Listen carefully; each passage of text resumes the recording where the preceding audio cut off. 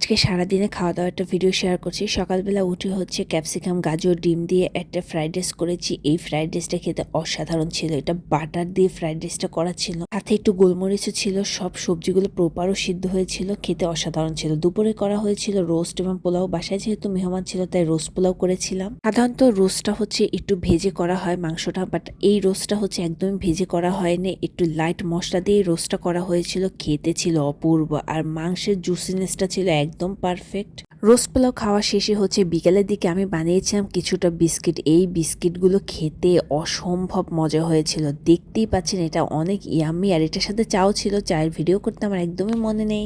এরপরে রাতে ছিল অনেকগুলো সবজি, ব্রোকলি, পালং শাক মিলিয়ে একটা ওটসের খিচুড়ি, সাথে ছিল ডিম পোচ। আর এটা গন্ধরাস লেবু দিয়ে খেতে ওটসের খিচুড়িটা ডিমের সাথে খেতে দারুণ লেগেছিল। ওটসের খিচুড়ি পোচ ডিম দিয়ে খেতে কিন্তু বেশ ভালো লাগে, আর এটা কিন্তু অনেক হেলদিও।